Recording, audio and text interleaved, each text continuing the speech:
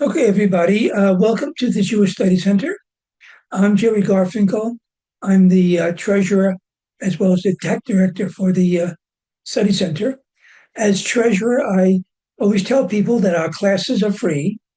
Our instructors are great, and today's is could be a very great class. We all will learn a lot. But we do have some expenses. We don't charge, but donations are appreciated. So if you want to donate, excuse me, go to our website, www.jewishstudycenter.org, and click on donate. And then you can donate through your credit card or your PayPal account or send a check. If you click on check, it'll give you the address on where to send your check. Excuse me. I think that's my treasury thing. Now, as tech director, I have to tell you that the class is being recorded. And after the class is over, I will post the recording on YouTube and I'll send an email to everybody with the link to the recording. Also, the closed captions are on. So if you can't understand my residual New York accent, or Zach or Howard or whatever, you can hopefully just look at the closed caption, which are in English. I think that's about it. Everybody is muted, but we do want your questions and your comments. So write your questions or comments in the chat box. Address them to everybody. Sometimes you write a question, someone else in the audience will give you the answer on the chat box. After Zach's presentation is over, Mindy Reiser will be having a Q&A. She'll manage a Q&A. So she'll be looking at some of your questions. She'll have her own questions. There'll be time for questions at the end. So I think that's about it. So now I want to introduce Howard Mortman. Howard is the communications director, I believe, at C-SPAN, but he's most famous as the moderator of the Jewish Study Center annual Max Tickton Memorial Latka Hamantash debate. That's his big thing, as far as I'm concerned, at least. So, Howard, I will turn it over to you now. Thank you, Jerry. And by the way, thank you to everybody who's joined us tonight. This is going to be a wonderful conversation with just a great guest, and you all are fabulous for joining us in the audience.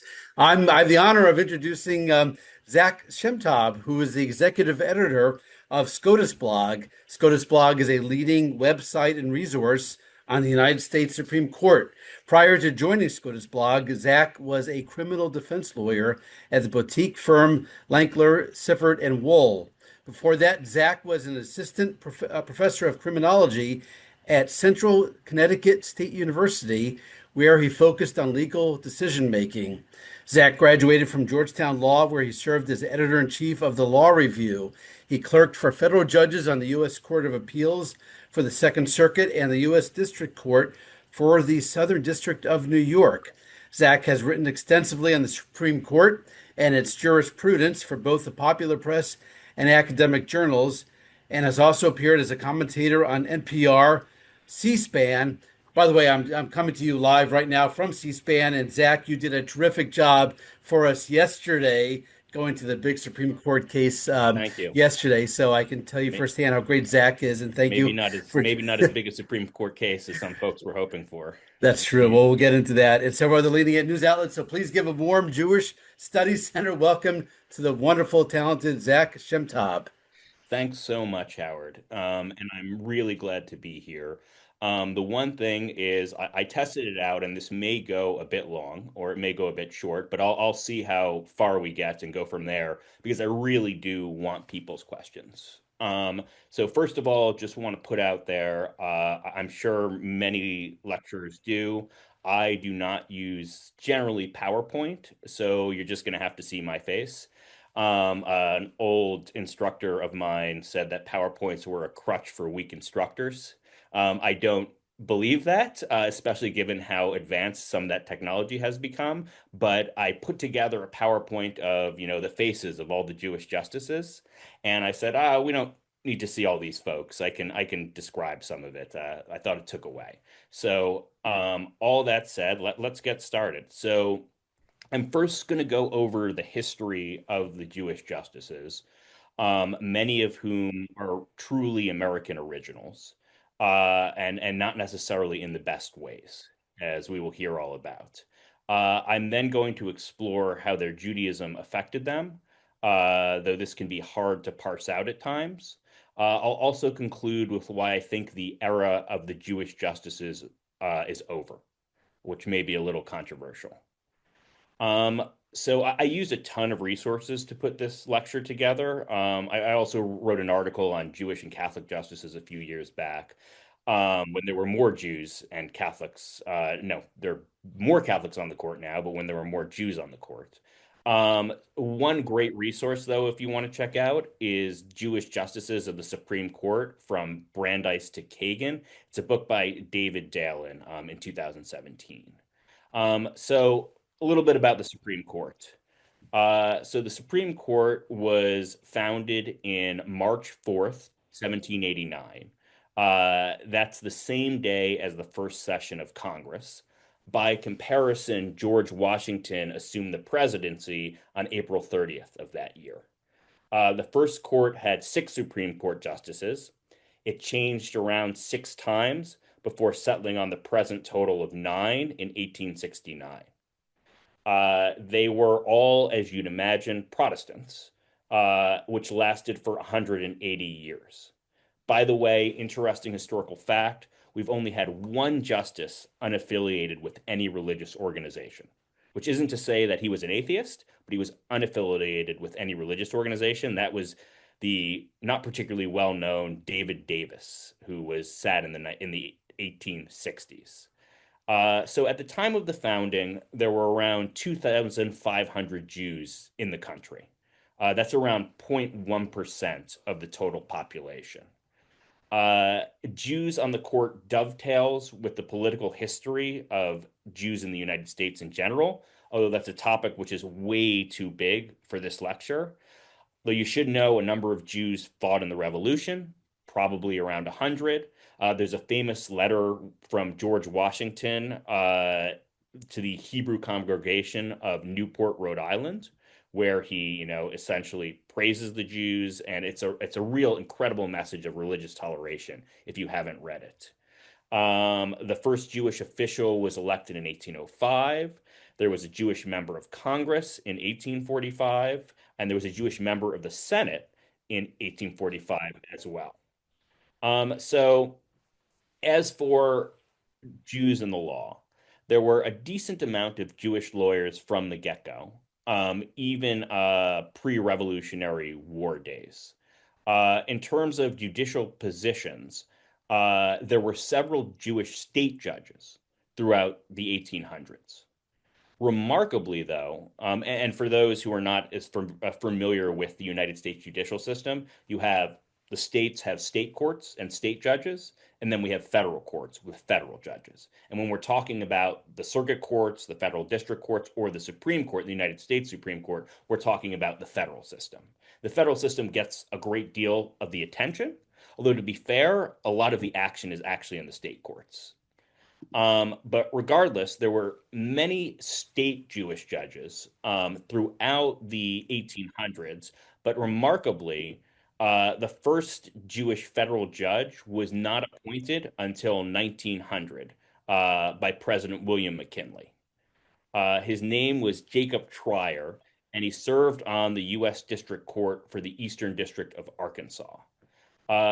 During his tenure, this judge heard civil rights cases, and he became very unpopular in the white community, especially for holding that federal law permitted protection of African Americans.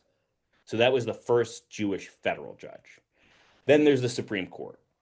As many of you probably know, the first Supreme Court Jewish justice was Louis Brandeis. He was appointed in 1916. Less known, and just as interesting, in some ways more interesting, was that Brandeis was not the first Jewish person to be offered a seat on the court. The first person who was Jewish faith or identified as a Jew to be offered a seat on the court happened all the way back in 1853, which is absolutely remarkable because that's about 50 years before the first federal Jewish judge. So 1853, Millard Fillmore, the outgoing president, sought to nominate Judah P. Benjamin to the court. Not only that, but Benjamin would have been confirmed. He was enormously popular, and the next president, Franklin Pierce, even offered him a seat on the court as well. Benjamin turned it down because he wanted to stay active in politics. And active in politics, he certainly was. And this is the bad stuff. Or first, let's start with the good stuff about Benjamin. Judah P. Benjamin was perhaps the greatest lawyer of his age. He argued 18 cases before the Supreme Court and won 13 of them. He was a United States Senator from Louisiana, and a very prominent figure of his age. The bad stuff. Judah P. Benjamin was an ardent defender of slavery. He became Jefferson Davis's right-hand man and actually wrote most of his speeches. He then became Attorney General of the Confederacy, which makes sense given his legal history. He also became Secretary of War of the Confederacy and then Secretary of State of the Confederacy. In fact, he was referred to as the brains of the Confederacy. His big goal was actually to get France to join the Confederacy because he saw that as the best way for it to defeat the Union. After the war was lost, Judah P. Benjamin fled. Some say dressed as a woman. I'm seeing someone saying, is the audio static for anyone? Just want to make sure folks can hear me. Thumbs up if you can hear me. Okay, great. So back to Judah P. Benjamin. So after the Civil War was lost, he was said to have escaped the country dressed as a woman, and he became a very successful barrister in England. Interesting footnote, I guess it's a footnote. He was widely suspected at one point of having masterminded the assassination of Abraham Lincoln. That's never been substantiated, however. A few years ago, Ruth Bader Ginsburg herself spoke on Benjamin. She said he rose to the top of the legal profession twice in one lifetime on two continents, beginning his first ascent as a raw youth and his second as a fugitive minister of a vanquished power. After Judah P. Benjamin turned down the Supreme Court seat, it would take 63 years for another Jewish person to get on the court. That person, as I spoke of before, was Louis Brandeis. So Louis Brandeis was born in Louisville, Kentucky. Other than being born in the South, he had very little in common with Judah P. Benjamin. He worked as a lawyer in Boston, where he became known as the People's Attorney for his involvement in social justice movements and representation of workers' interests. He helped to formulate the right to privacy in a Harvard Law Review article, which eventually became Supreme Court doctrine.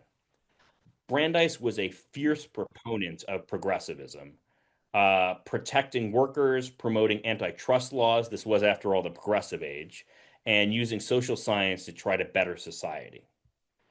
He fell into the orbit of Woodrow Wilson, a leading progressive of the time, who nominated him to the Supreme Court in 1916. A note on Wilson. So Woodrow Wilson, as I'm sure many of you know now, was a terrible racist. When it came to blacks and black causes, he was one of the worst presidents, I would say. When it came to Jews, interestingly enough, he was quite, I guess we'd say, progressive. He had a lot of Jewish friends, and he was not known to be particularly prejudiced in that way. So going back to Brandeis, on the court, Brandeis served from 1916 to 1939. He was a staunch defender of free speech and of the New Deal, especially under FDR. He was known to have the air of a prophet. He had this kind of like wavy, white hair, kind of a shock of white hair, had this old school look. Another justice, Oliver Wendell Holmes Jr., referred to him as Old Isaiah, also referencing the fact that he was Jewish. So what was his connection to Judaism? Well, first of all, Brandeis was opposed by anti-Semitic factions as the first Jew on the court. Some at the time even believed Wilson might have been trying to shore up the Jewish vote for his reelection. The Nation wrote on February 10th, 1916, old-fashioned politicians had read the nomination as bait for the Hebrew vote at the coming election. And Brandeis faced plenty of anti-Semitism on the court as well, which brings us to another loathsome figure, Justice James McReynolds. So James McReynolds sat on the court for many years. He was quite a character. He was a complete bigot. In fact, he would not accept Jews, drinkers, blacks, women, smokers, married or engaged individuals as law clerks. Quite a list. Um, in fact, he was so anti-Semitic that McReynolds did not speak to Brandeis for Brandeis's first 3 years on the court, and then barely after. He refused to sit with him for the official court portrait in 1924, and so there was no portrait for that year. When Brandeis retired, McReynolds refused to sign the customary goodbye letter. And to top it all off, he would walk out of conference whenever Brandeis spoke. I mean, this was someone who was almost reflexively anti-Semitic. It's almost like the type of entity that's like a mental illness. I mean, just in terms of the way he acted. To his credit, Brandeis ignored him. On Brandeis's own Judaism, he was about as secular as it gets, while maintaining a Jewish identity. He did not have a Jewish education. He did not attend synagogue. He did identify as an ethnic Jew. The Brandeis family observed Christmas as a cultural holiday. And interestingly, he actually became a little more in touch with his Judaism as a Supreme Court justice.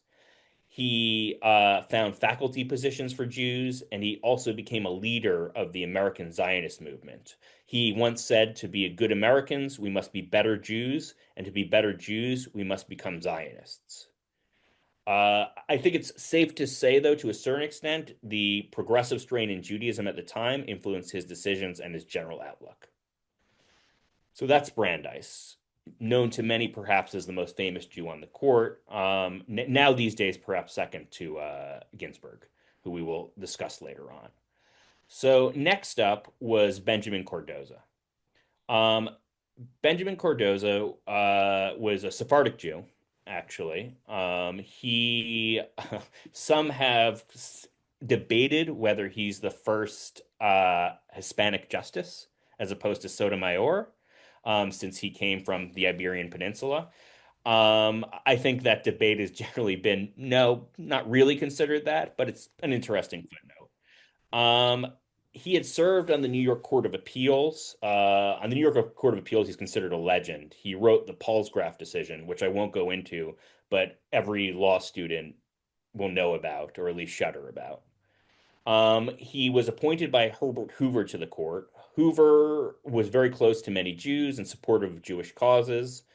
Unlike Brandeis's nomination, and this just shows how history changes, Cardozo, there was no opposition to. It was considered a slam dunk. I found a New York Times quote, which stated that seldom, if ever, in the history of the Jewish court has an appointment been so universally commended.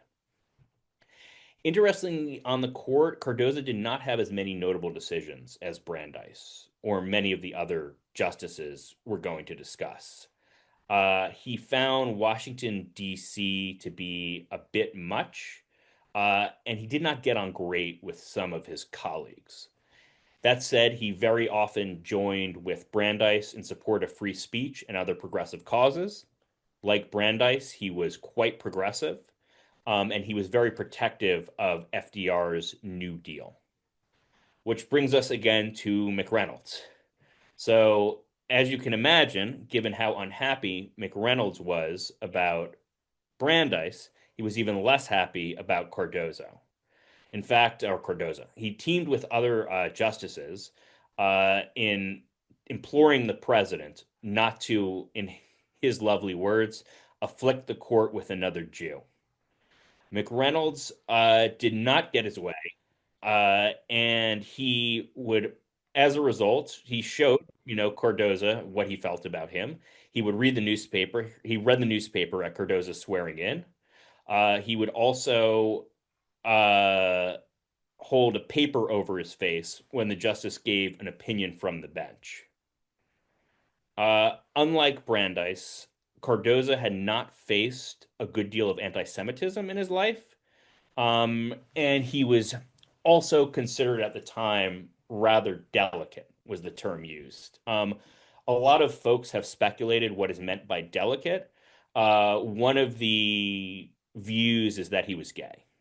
Um, I've read that possibility in a lot of places. There's no real confirmation for it. Uh, Interesting story about Cardoza that I heard or read at one point. He was speaking to Brandeis, I think, near the end of both their lives, and he said to Brandeis, "Oh, what is it like to have slept with someone?" And Brandeis said, "It's pretty good." And Cardoza's response was, "That would have been a nice thing to have done." So seems he died, celibate, died a virgin. Um, but again, there's a lot of never married. There's a lot of speculation about his sexuality, as there is for many historical figures. Cardoza did not deal as well with McReynolds. He was really personally offended and hurt, as most normal human beings would be. Brandeis told Cardoza to ignore it, but Cardoza had a lot of trouble doing so. As for his own Judaism, Cardoza was bar mitzvahed, and he was religious earlier in his life. This waned over time. Um, this is from the Historical Society of the New York Courts. He became an avowed agnostic at a commencement address delivered at the Jewish Institute of Religion on his 61st birthday. Cardozo acknowledged he was unable to claim that the beliefs of the students there assembled were wholly his, or that the devastating years have not obliterated youthful faiths. And in a letter to a friend 2 years before his death, Cardozo wrote, "I think a good deal these days about religion, wondering what it is and whether I have any. As the human relationships which make life what it is for us begin to break up, we search more and more for others that transcend them." He's a beautiful writer. Again, doctrinally, uh, does not go down as one of the most impressive judges. He did not create quite the amount of innovations in the law that Brandeis did, but he was an absolutely beautiful writer. And it's actually a bit surprising that he wasn't as influential. Of course, like Brandeis School named after him, Cardozo Law School in New York is named after Benjamin Cardozo, which makes sense, again, since he was on the New York Court of Appeals. All right. So that brings us to the third Jewish justice, who I personally find to be the most interesting. Um, this is Felix Frankfurter. Frankfurter. Oh, I should also say, Brandeis served on the court so Cardoza served on the court, excuse me, between 1932 and 1938. So he was there for a relatively short period of time, which may be the reason that his opinions are not as distinguished. Felix Frankfurter, as I said, 1939 to 1962. I think Felix Frankfurter is about as complicated a figure as y'all find. He was born in Vienna to Jewish parents. It's funny looking at the chats. Maybe after I go through this one, I want to respond to some of the chats because we're getting some good ones. Um, so Felix Frankfurter, as I said, born in Vienna to Jewish parents, raised as an Orthodox Jew, came to the U.S. at 12. He was a civil libertarian from a young age. He helped found the ACLU. He was way ahead of his time on racial issues. Very progressive in that sense. And by the way, when I use the term progressive, it's a bit of an anachronism. I don't necessarily always mean it in the progressive sense of today because it's mutated like so many other political ideologies. And by the way, I don't necessarily use progressive as a positive term. there were, especially in the early 20th century, some absolutely horrible things associated with progressivism, including racial eugenics. So while I'm using it, in some ways to reflect on good things, I don't want to give the impression that I in any way would support that form of progressivism. Um, so Felix Frankfurter, he was a professor at Harvard Law School, where he helped get many of his students Supreme Court clerkships. They were known as Felix's happy hot dogs. Get it, Frankfurter hot dogs. He was very close to FDR, and advised him on the New Deal. FDR eventually appointed Frankfurter to the court. This began informally what's known as the Jewish seat. FDR reportedly liked replacing Cardoza with another Jewish person. Uh, that said, he was chosen far more for his political aid to FDR than anything else. So, on the court, Frankfurter was a complex figure. Um, he became the foremost advocate of what is known as judicial restraint, which still has a lot of relevance today, which I'm happy to talk about in the Q and A's, which I'd like to leave a good amount of time for. Um, this was the idea that you defer to the legislative and executive branches, which made sense given his support for the New Deal. Just to give you a little bit on the history of judicial restraint, it started with Frankfurter as a progressive liberal idea. After the Warren Court, which changed the landscape, the legal landscape, and issued a lot of liberal decisions, judicial restraint became a conservative ideal. The idea that, judges should just be judges, as opposed to saying, what the law is in this deep sense.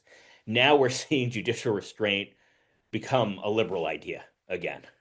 So it just shows you how historically contingent these things are. So Felix Frankfurter, foremost advocate of judicial restraint, he was initially very active in Zionist causes. He was sent on delegations to other countries by Brandeis. Despite his immense talent, and Frankfurter's talents were immense. I mean, he was, in terms of his study of the law, incredibly impressive. In terms of his ability to cultivate relationships, incredibly impressive. His raw intellect, just an incredible amount of horsepower. He was very abrasive, however. He alienated many, if not most, of his colleagues. His whole thing was he was right and you were stupid. Chief Justice Earl Warren once said, all he does is talk, talk, talk. He drives you crazy. Another justice who he really did not get along with was Hugo Black, who's a really interesting justice in his own right. Black said, I thought Felix was going to hit me today. He got so mad. In conference, Frankfurter would often lecture his colleagues for almost an hour. During this, some justices would go through the mail, or they would just get up and leave. Frankfurter's Judaism, another complex area. Mixed. He really did not want to be seen as an immigrant Jew. He rarely mentioned Jewish refugee problems to FDR, especially during the heart of them. His uncle was arrested in 1938 by the Nazis. Frankfurter did nothing. Perhaps even worse, he received many letters throughout the 30s from Jews seeking to immigrate. He sent these to the Federation of Jewish Charities and said they should acknowledge these, but nothing more. After being appointed to the Supreme Court in 1938, he left many Jewish organizations, including Zionist ones, which he had joined at Brandeis's request, though he later joined these. I think the most perhaps disturbing anecdote, this is from David S. Wyman, the Institute for Holocaust Studies. I found this quotation. Silent during the mass murder of Jews during the Shoah, in July 1943, the Polish ambassador in Washington arranged for Polish underground courier Jan Karski to present Frankfurter with his first-person account of Nazi atrocities against Jews in the Warsaw Ghetto and at a transit site en route to the death camp.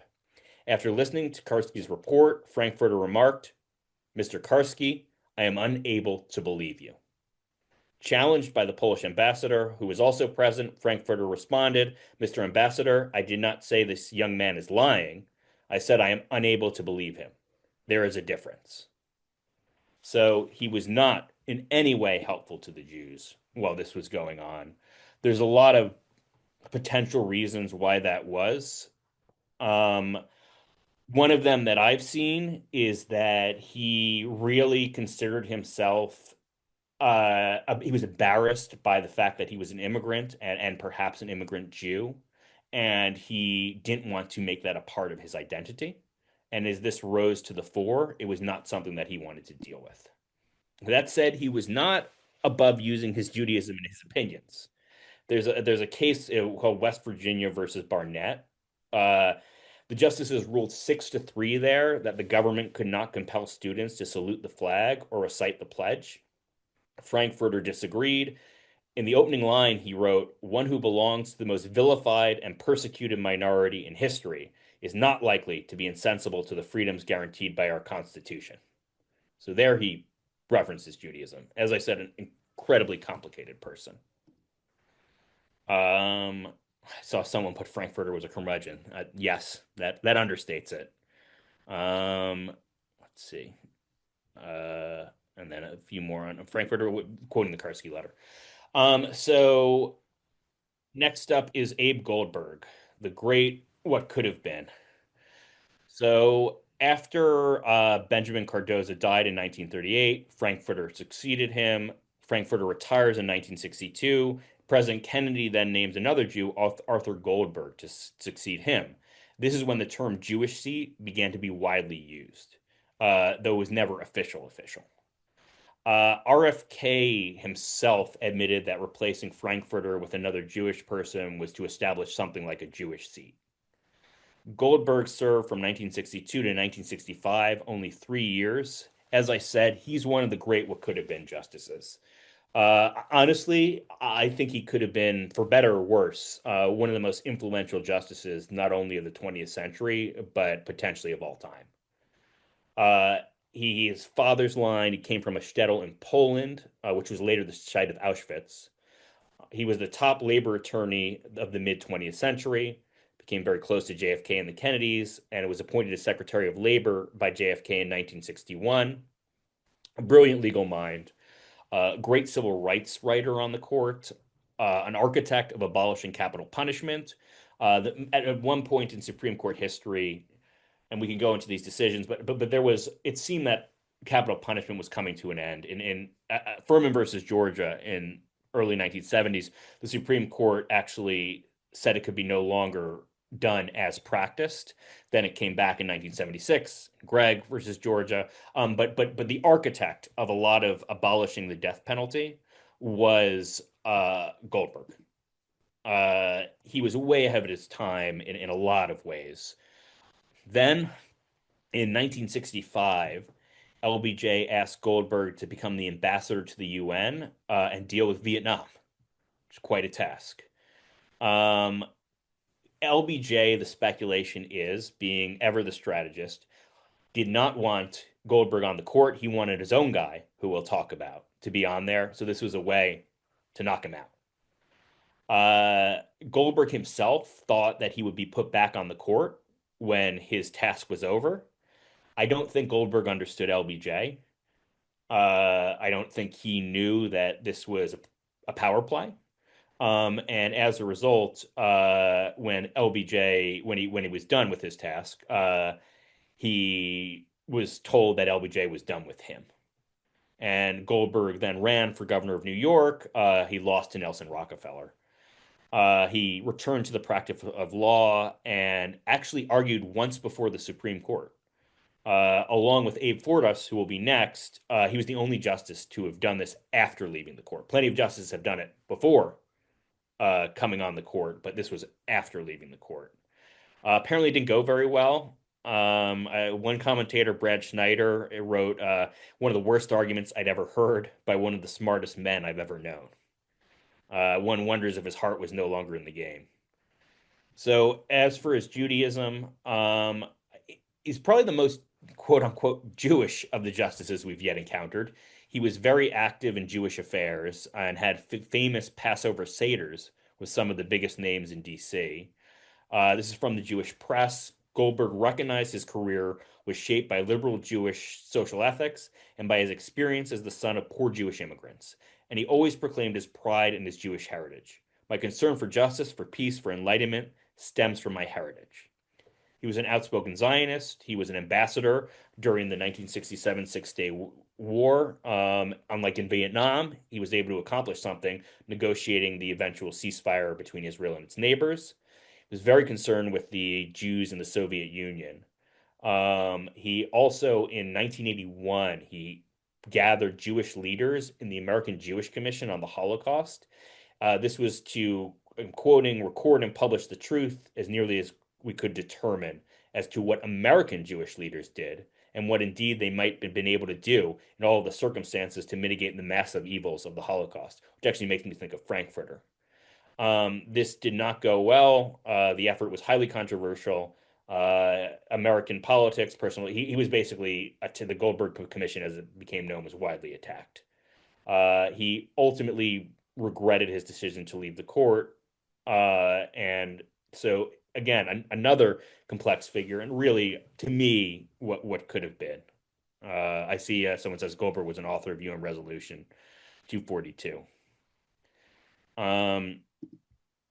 I mean, I could on so many of these folks, and I'm so happy for these comments, which hopefully we'll get to. There's so much you could say about these people. I'm just trying to sum it down to the bare bones. But they were so accomplished, so impressive in so many ways. And then things for this next one get a little darker. Not to the level of Judah P. Benjamin, but we have Abe Fortas. So 1965 to 1969. He was raised Orthodox. He was a very accomplished lawyer, defended victims of McCarthyism during the Red Scare, and litigated a series of important cases, including Gideon v. Wainwright, which has established the right to counsel in criminal cases. Having been a criminal litigator, I can tell you that's one of the single most important cases in Supreme Court history. I mean, that is such a game changer. He was also opposed to the internment of Japanese Americans during World War II. By the way, some of you may know this, a key figure of the Japanese internment was the governor of California at the time, who was Earl Warren. And there is some thought that Earl Warren's later liberalism or his passion for civil rights stemmed from the horror he felt having participated in the Japanese internment as governor. So after Fortas, he became very close friends with LBJ. He helped litigate contested elections his contested election to the Senate in 1948. Not a real surprise when LBJ put him on the court. Unlike Goldberg, he was not a particularly notable justice. He voted in favor of civil liberties, he protections for juvenile offenders and students' rights to protest. At the same time, he was skeptical of the right to privacy and not a big fan of the press. This grew worse over time. By the way, another interesting note, Earl Warren, after he left the court, LBJ tried to make Fortas Chief Justice. Critics said this was improper, and his nomination ultimately went down in flames. But what turned out to be even worse was that Life magazine reported he'd accepted large payments from financier Lewis Wolfson for the rest of his and his wife's lives in exchange for him providing unspecified services to Wolfson, who was indicted for securities fraud. It's a very convoluted story, but at the end of the day, it led to Fortas's resignation from the court, or else he could have been impeached. He remains the only Jewish justice to have resigned from the court. Excuse me, not the only Jewish justice, the only justice. He is also the only Jewish justice to have resigned from the court. But unfortunately, he is also, as well, the only justice to have, or fortunately, to have resigned from the court. As for his Jewishness, he was born into an Orthodox family. He was not observant. By the way, someone said Fortas's mentor at Yale was William O. Douglas. I could do another hour on William O. Douglas. perhaps my least favorite justice. Anyway, uh, so he was a this was the Jewish Telegraphic Agency. He had told the Jewish Telegraphic Agency that he considered himself to be Jewish, that he had such a religious identity. He was not formally affiliated with religious groups, but he did speak before a number of them. Perhaps the most notable thing is after he left, Nixon Nixon came to power and saw no political capital in keeping a Jewish seat. Thus, the Jewish seat came to an end. Next justice, very, very different than Abe Fortas. This is Ruth Bader Ginsburg. So it took many years for another Jewish justice to come on the court. We can talk about why that was. Ginsburg served from 1993 to 2020. She was born Joan Ruth Bader in Brooklyn, New York. Despite facing considerable gender discrimination, she attended Harvard Law School and then Columbia, where she graduated at the top of her class, became a law professor at Rutgers, then went to Columbia, became the first female professor at the school to earn tenure. Incredibly influential, worked for the Civil Liberties Union, argued 6 cases before the Supreme Court. Clinton advisor George Stephanopoulos recalls that Ginsburg's Judaism played some role in her appointment, and that she would be the first Jewish justice since Fortas. Ginsburg, a bigger deal, though, was that she would be the first woman appointed by a Democrat. She proved to be quite an icon on the court, as many of us are well aware, a leading liberal, and came to head the court's liberal bloc, wrote a series of really influential opinions on sex discrimination, voting rights, abortion, free exercise of religion, separation of church and state. This is maybe controversial. I think that she was an amazing advocate. I think her as a justice, I think her technicality, her proceduralism sometimes got in the way of the substantive law. She was very interested in nuance and technicalities, which is a good thing. But that, and I think sometimes her writing, prevented her from being as influential a justice in terms of the law as perhaps she could have been. She's also she's also a great example of someone having civil discourse with folks they disagree. As I'm sure many of you know, she was very close to Justice Scalia, and their judicial philosophies could not have been more different. Probably the most openly Jewish justice since Goldberg. This is kind of an interesting anecdote from Jennifer Weiner at the New York Times. Upon Ginsburg's death, it was reported in The Guardian that she had abandoned her religion at 17 when she found herself excluded because of her gender from from Minyan, actually. This event did occur, but it did not lead her to abandon her Judaism. And indeed, so many folks complained to The Guardian saying that she hadn't abandoned her Judaism that it had to make a correction and stated she remained deeply committed to her Jewish identity. She kept a mezuzah on her chamber's door and an Old Testament quote. She even wrote an essay in 2004 called "I Am Jewish: Personal Reflections by the Words of Daniel Pearl." That was a piece in that. She concluded, "I am a judge, born, raised, and proud of being a Jew. The demand for justice runs through the entirety of the Jewish history and Jewish tradition. I hope, in all the years I have the good fortune to serve on the bench of the Supreme Court of the United States, I will have the strength and courage to remain steadfast in the service of that demand." By the way, Ginsburg would not have liked the title of this lecture.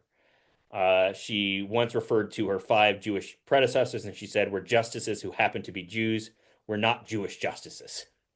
So take that for what you will. Stephen Breyer, he served from 1994 to, someone else said Ginsburg also helped write a Haggadah featuring women.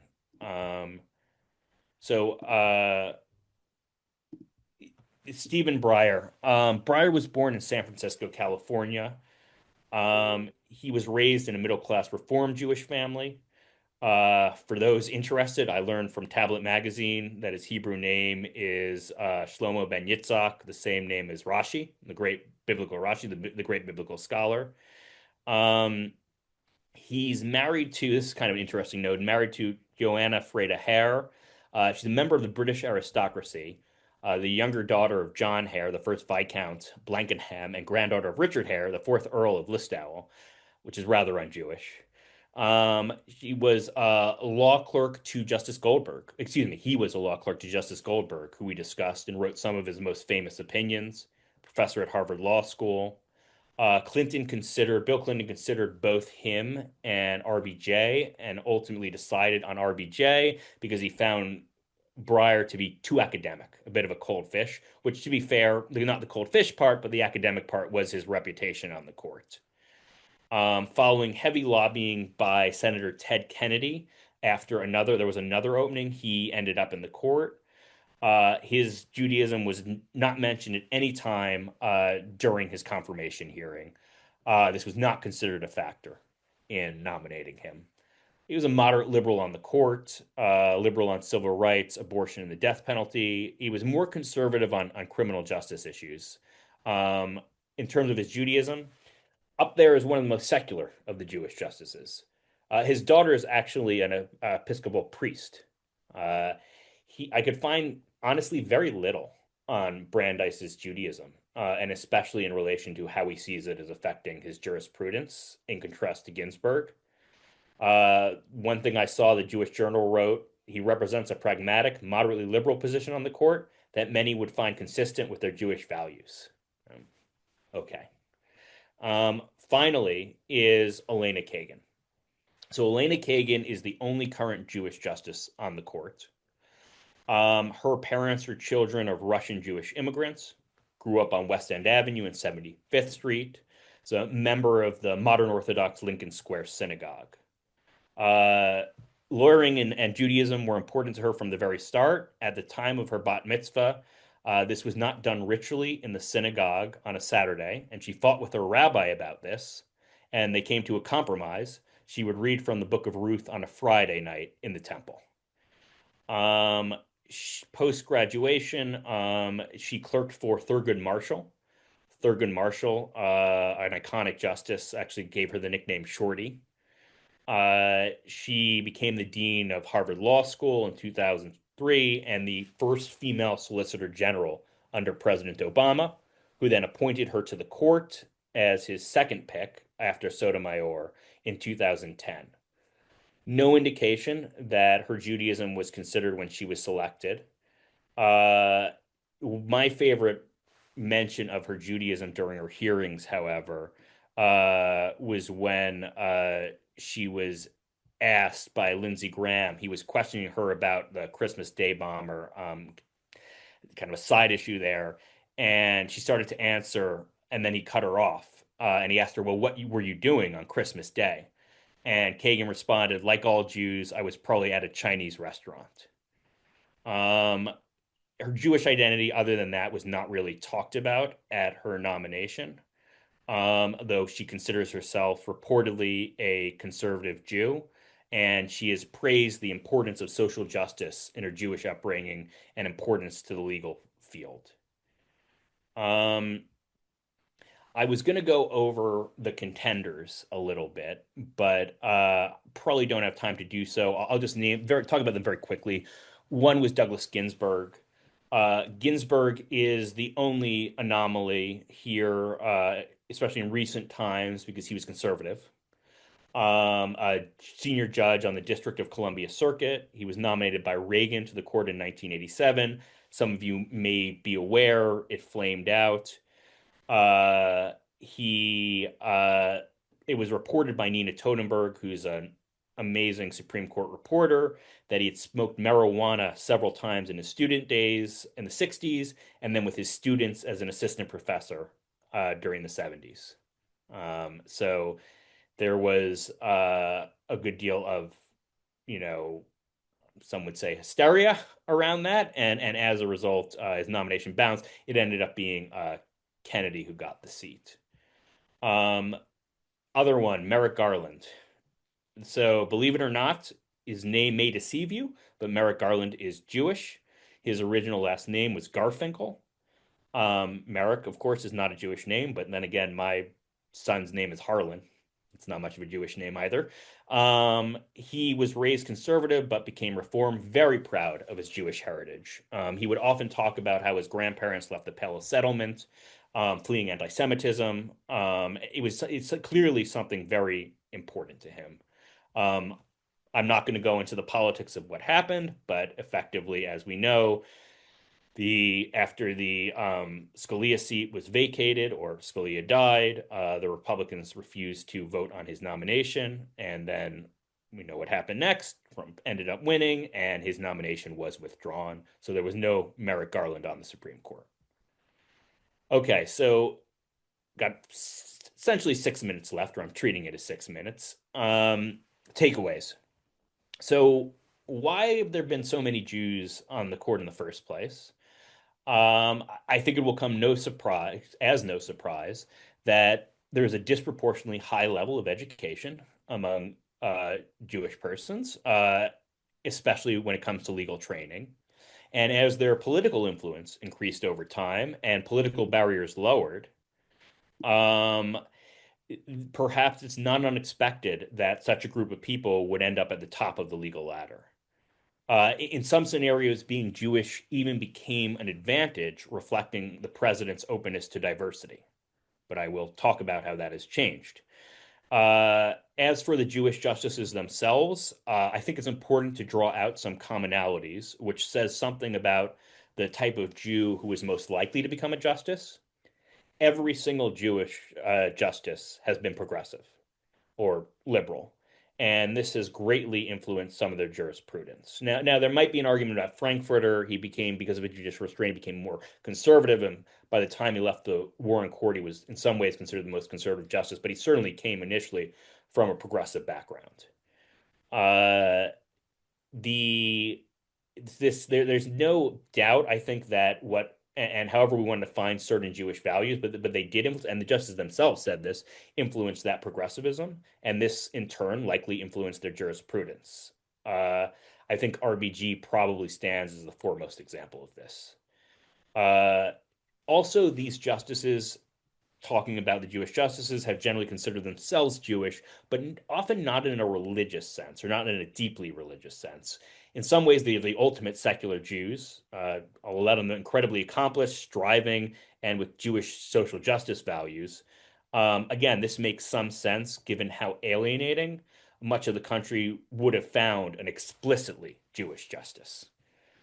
One final thread: they, for the most part, have been strongly supportive of Israel, the early ones being Zionists, um, and especially the earlier justices. But you can also see this, with the later ones. This has faded over time in terms of talking about Israel itself, and that's for a lot of complex reasons, which I'm sure many of us here have thoughts on. I want to finish with some reflections on why, now that we've seen these Jewish justices, the era of the Jewish justice, I think, is over. So I think this comes from both sides of the political aisle. So for the Democrats, it is very important to find diverse justices. We saw this especially with President Biden and the nomination of Justice Jackson. And there's also an idea for other justices or diverse, but Jews have not, in this day and age, do not check off that box. Of the leading SCOTUS contenders, none are Jewish. So I think on the Democrat side, it's a search for diversity, but Jews, again, don't fit into that particular metric. This was perhaps best reflected in Obama's comments on Merrick Garland, when, he was kind of called out for, oh, you're putting, another white person on the court. And he said, yeah, I appointed a Latino woman and another woman right before that. So yeah, he's a white guy, but he's a really outstanding jurist. So the idea is, it's another white person. This is going to not lend any diversity to the court. Then there's the Republicans. Here, it's not about demographics as much. Rather, it's that most Jewish prospects are not conservative enough. As we've seen, there have been far fewer liberal Jewish justices. There are far fewer liberal Jewish judges And this corresponds to Jewish views at large. They're overwhelmingly democratic. And this remains the case. Of the leading Republican contenders, none are Jewish. Very interesting aside, none are Jewish, but in terms of perhaps a new demographic representation, a lot are Asian. There are a lot of more conservative Asian circuit court judges who are becoming very prominent, and you often hear their names. So that is a viable possibility in the future.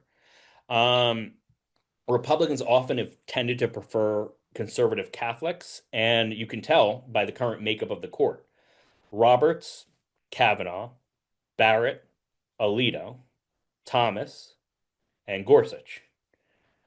Gorsuch was raised in a Catholic church, but he now may consider himself Episcopalian. It's a little unclear, but I mean, that is a sizable amount of the court. So the end of the day, to me, there's pros and cons here. The con is we may not see anytime soon another Jewish justice. At the same time, it also shows that, it's no longer a big deal to be Jewish in that regard, for better or worse. And my view would be that this is a thing of the past, but history is, of course, very contingent, and you never know what's going to happen next. So, with all that said, I know that was a lot of information, and we just hit 8 o'clock. I'm happy to take your questions, your comments, your disagreements. Yes, Sotomayor is also a Catholic, but I was talking about the Republican or appointed justices on the court. I can answer these questions, certainly. There's a whole bunch of them. Let me go through them quickly and see if any are worth doing or that I haven't answered already. Did Frankfurter speak with an accent? I believe so. It's been a while since I listened to him in audio, but I believe he did. What was the reason that Goldberg succumbed to LBG's pressure to resign? Do you think that LBJ might have had something on him? Goldberg deeply regretted giving up the seat. That's all. I don't think LBJ had anything on him, although one never knows with LBJ. I think he saw it as doing the right thing, doing this incredibly important thing at an incredibly important time, and he thought he would get the seat back. He thought once it was done, he would have it back. He just didn't understand what he was dealing with.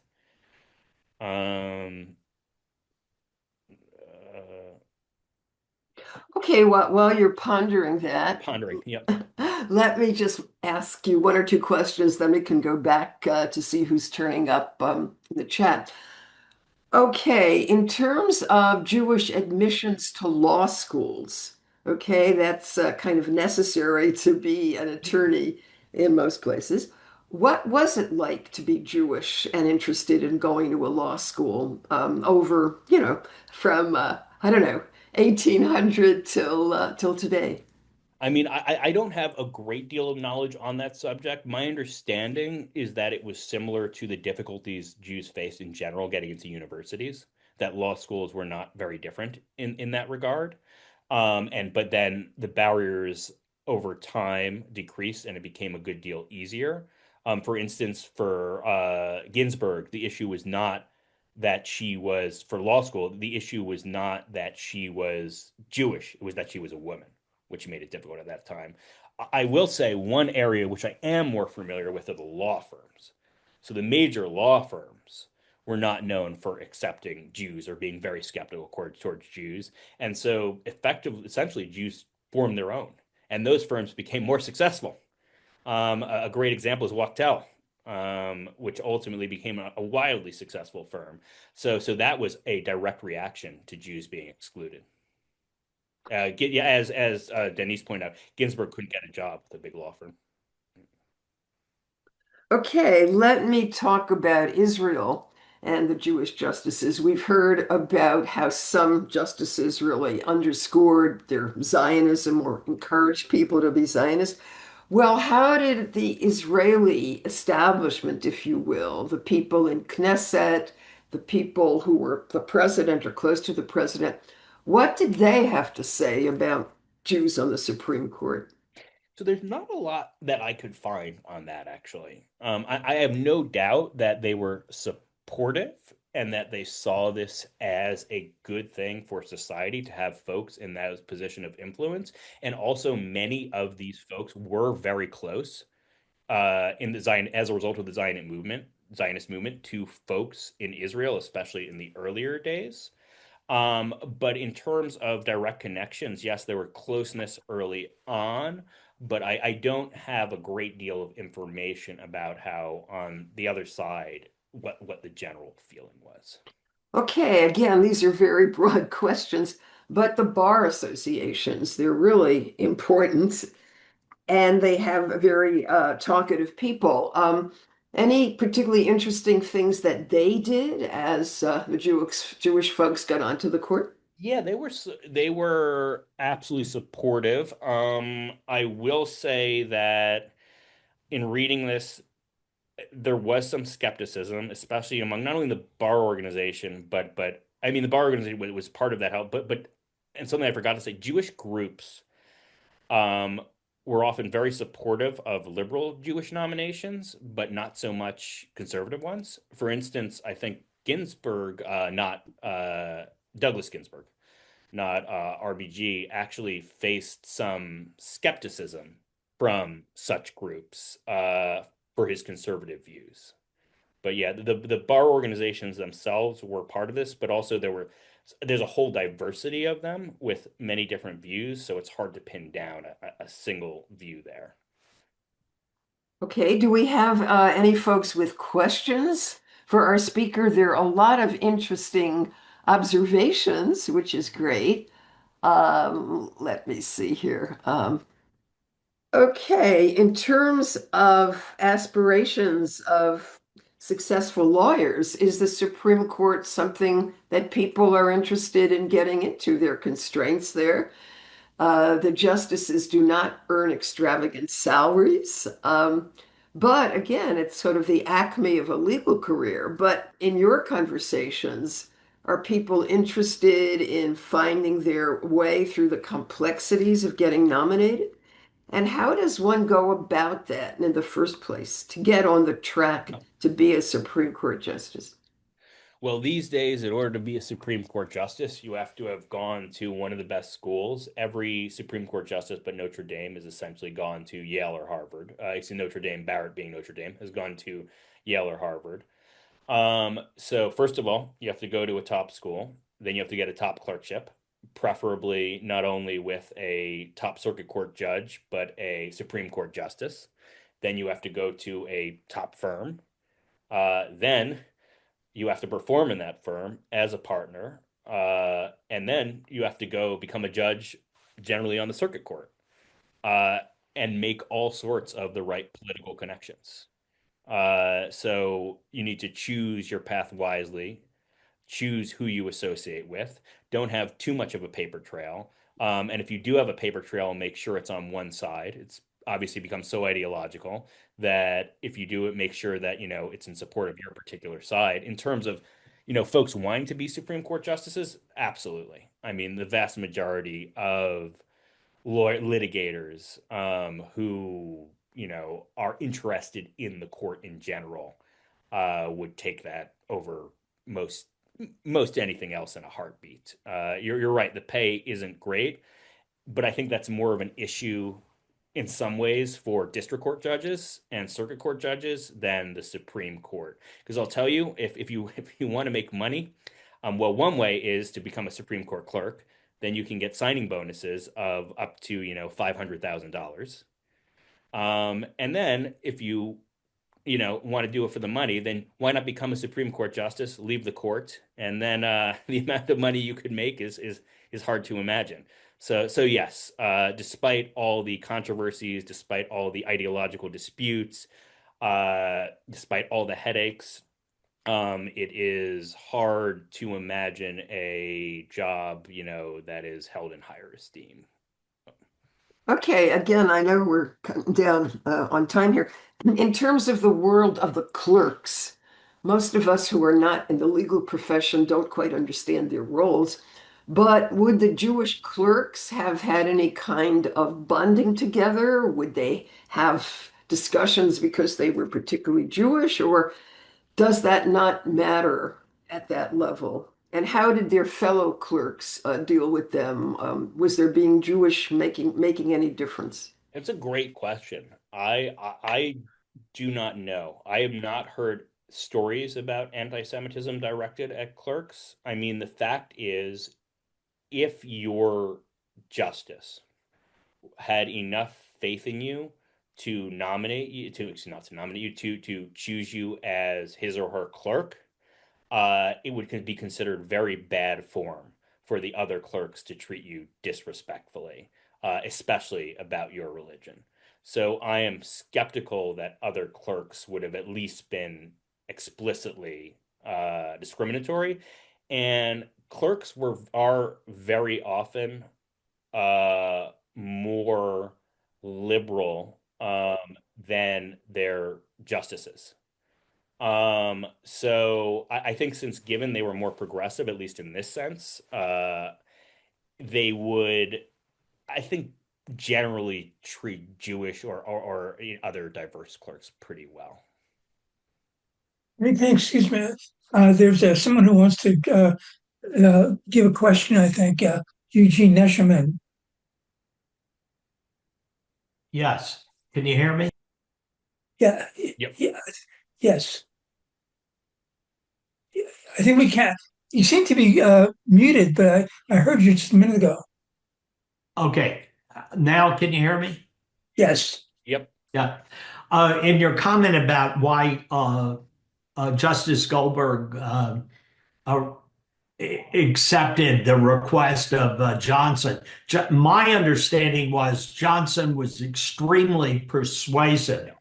If you've ever visited the Johnson Library in Austin, they have recordings of phone calls. And the one I remember was he said, "Get Senator Russell on the phone." And Russell picks up the phone and he said, "I know why you're calling, Mr. President. There's no way that I will serve with that man," meaning Chief Justice Warren. He had refused to serve on the Warren Commission.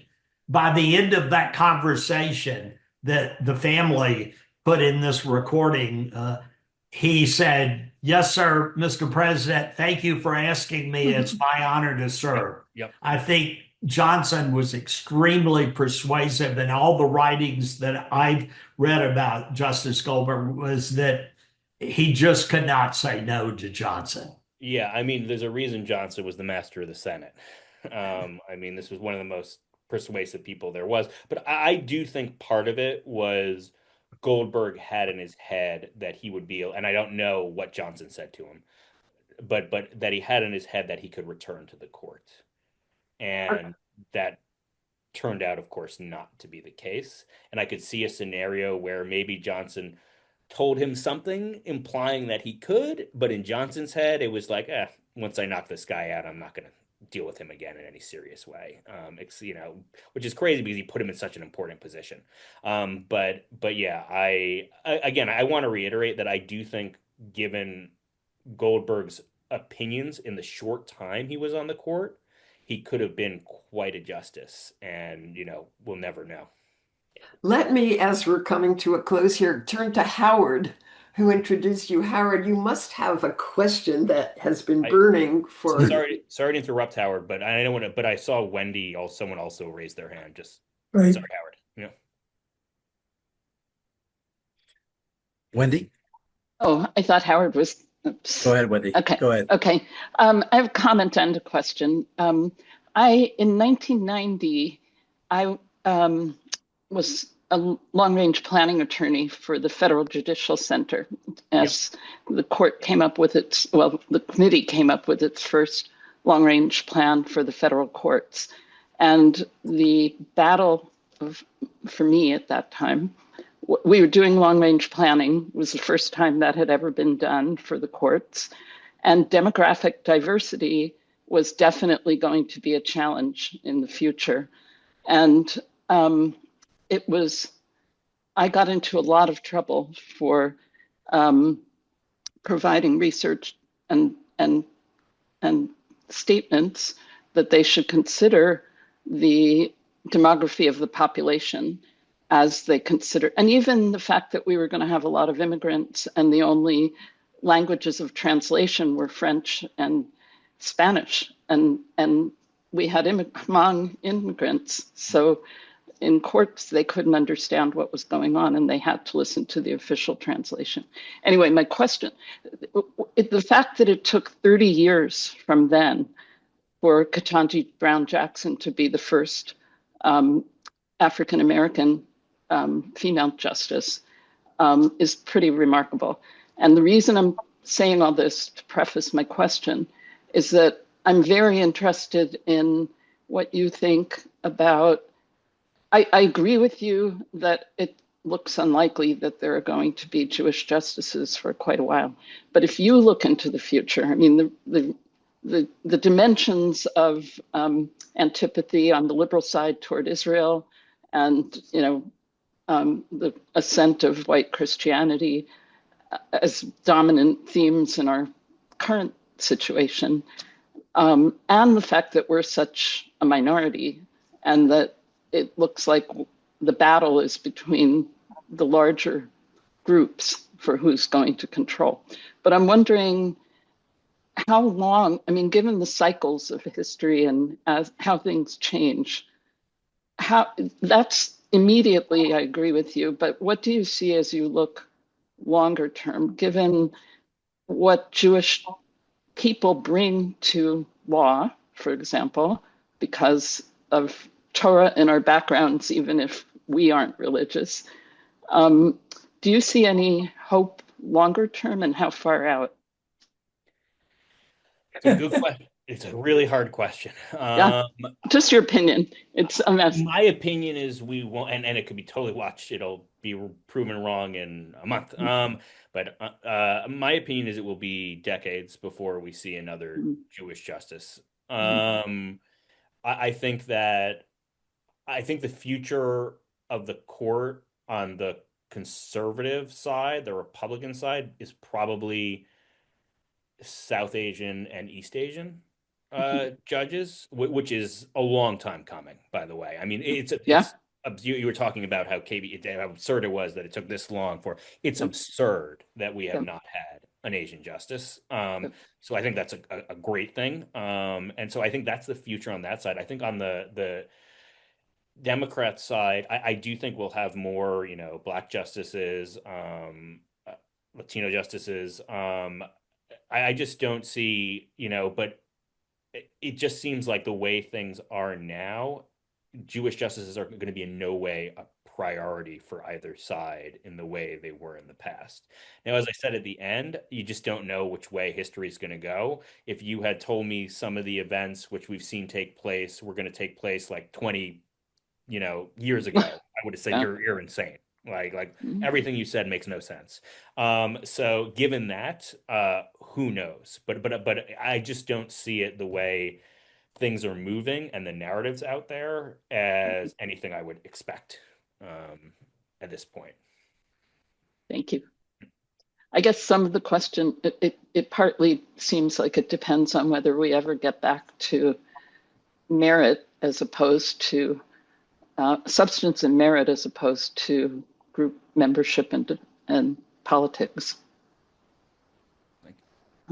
Thank you, though.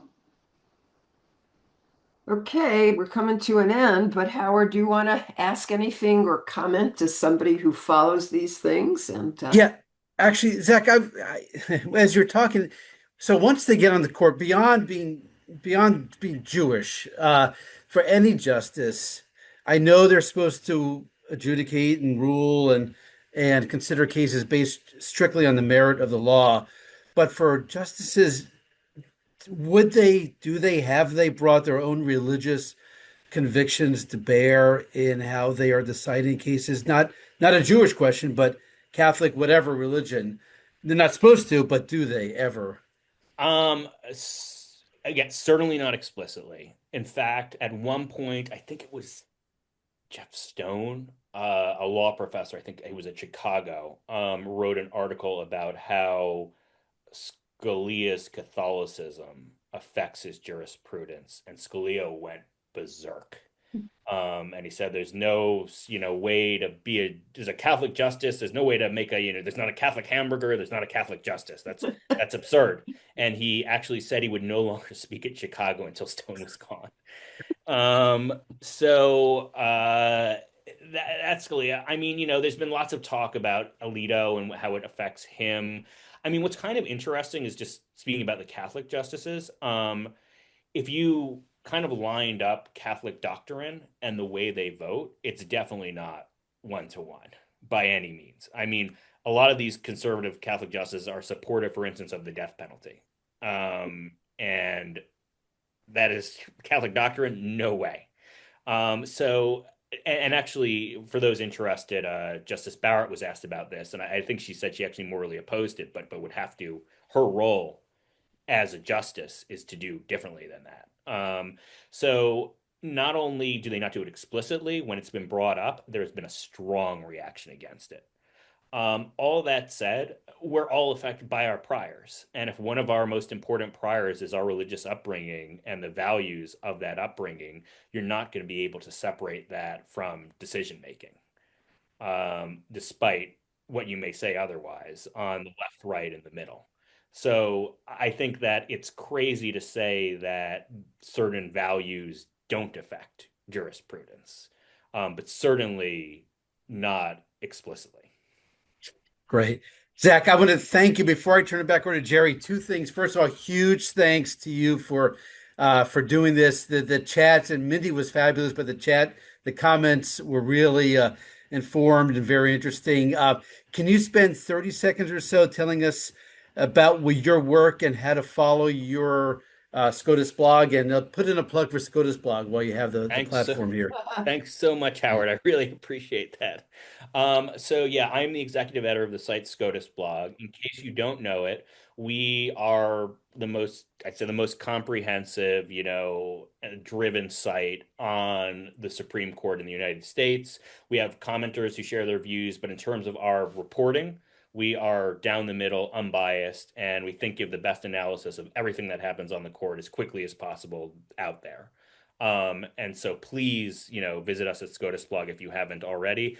We also have a daily newsletter called SCOTUS Today. If you just type into Google SCOTUS Today, you can sign up for it, and please do. That goes in your inbox every day, and it's everything you need on the court. I know some of us might say, well, depending on your political orientation, I don't want to know everything that's going on the court these days. Others may say, oh, I'd love to, but it is, we try to make it lively, informative, etc. So please sign up. Are you, how big is your staff, and are you busy these days?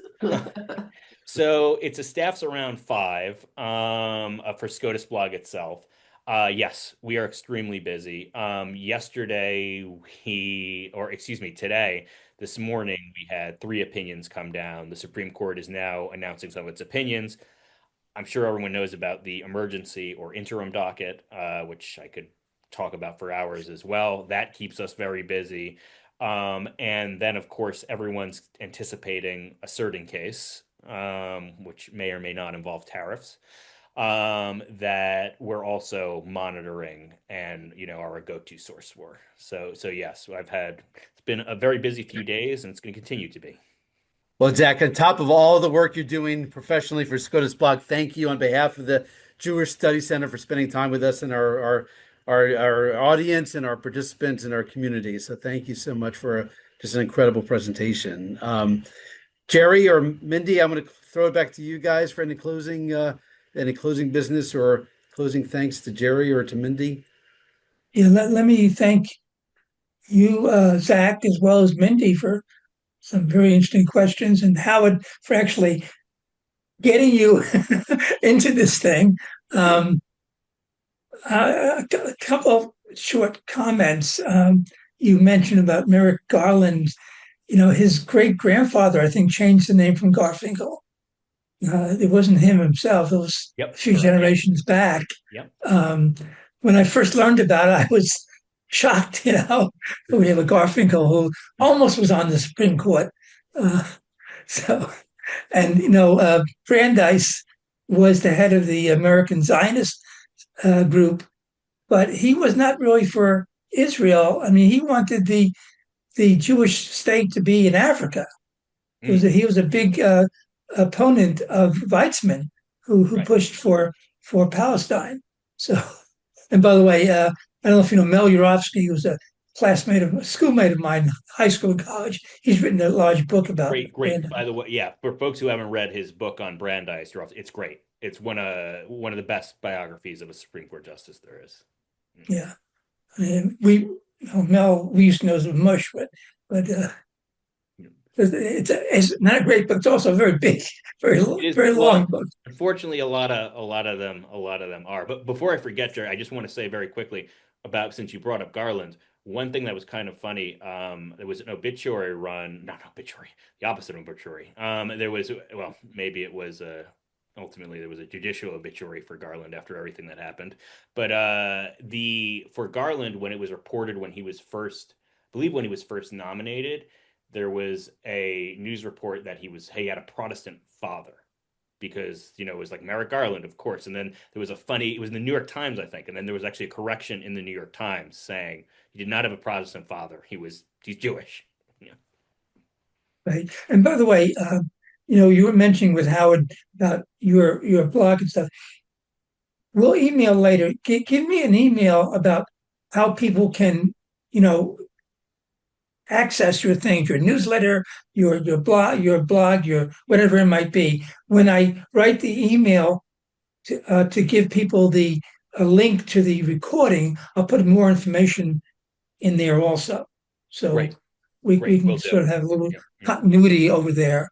So there's a few other things I want to say, but I think that's about it, really.